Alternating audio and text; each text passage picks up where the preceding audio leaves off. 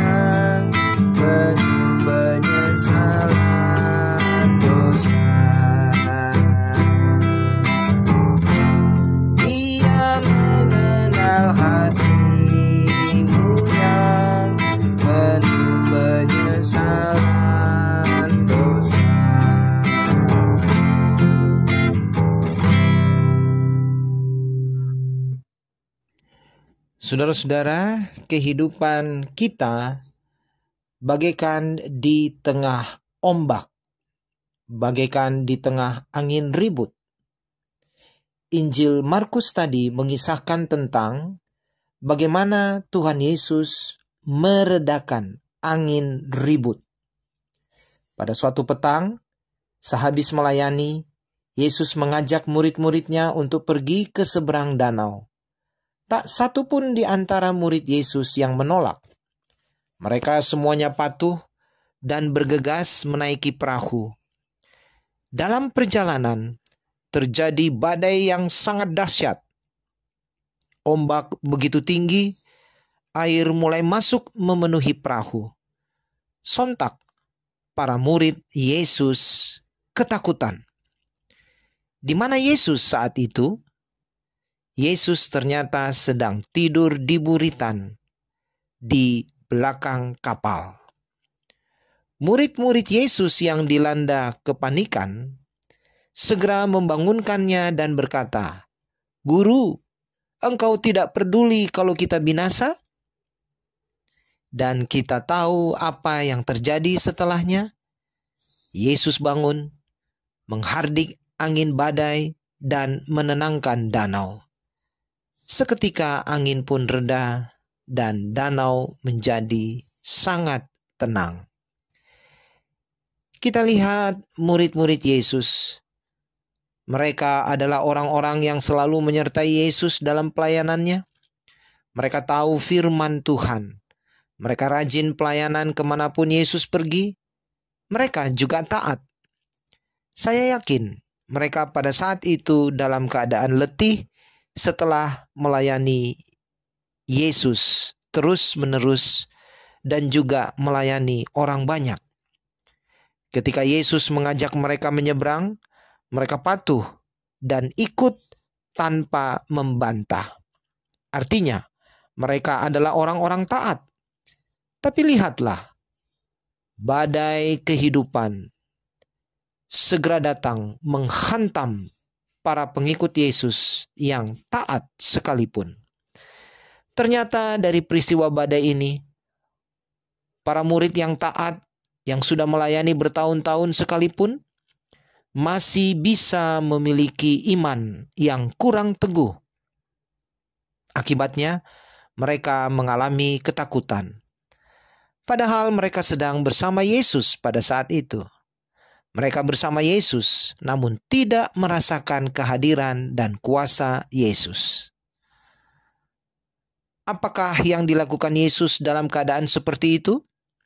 Ya, Tuhan Yesus sanggup meredakan badai yang membuat danau bergejolak dalam seketika.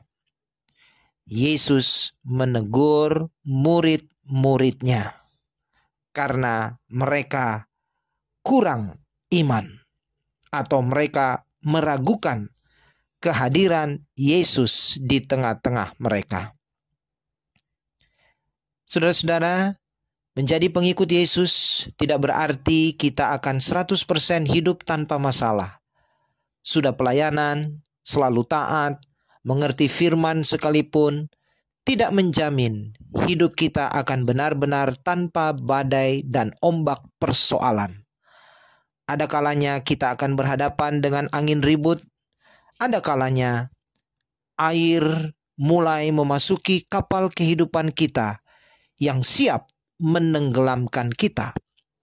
Tapi ingatlah bahwa kita tidak perlu khawatir apabila kita tetap berjalan bersama Yesus. Jangan sampai kita yang mengaku percaya pada Yesus ternyata tidak melibatkannya dalam kehidupan kita sehari-hari, sampai-sampai Tuhan hanya ditempatkan di buritan hingga tertidur sendirian.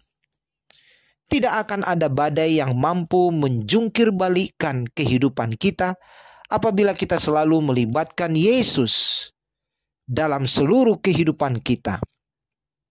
Itulah kunci utama agar kita bisa berjalan terus dengan jiwa penuh damai, sukacita, meskipun sedang berada di tengah-tengah amukan badai kehidupan. Dengan hidup berjalan bersama Yesus, baik dalam keadaan tenang maupun dalam angin ribut sekalipun, kita tidak perlu takut karena kita yakin bahwa segala kekhawatiran yang kita serahkan kepadanya akan ditolongnya, akan diberinya kekuatan kepada kita untuk menghadapinya. Rasul Petrus pernah mengatakan, serahkanlah segala kekhawatiranmu kepadanya, sebab Ia yang memelihara kamu. Surat 1 Petrus pasal 5 ayat 7. Saudara-saudara, mari kita senantiasa melibatkan Tuhan dalam segala aspek kehidupan kita. Kita belajar untuk mengimani senantiasa bahwa Tuhan beserta dengan kita, memegang tangan kita, dan memampukan kita untuk menghadapi berbagai gelombang dan badai kehidupan ini. Kiranya Tuhan selalu menolong kita dan menambahkan iman kita setiap hari. Amin. Demikianlah segenap jemaat Tuhan, Sapaan Gembala hari ini. Mari kita tutup di dalam doa.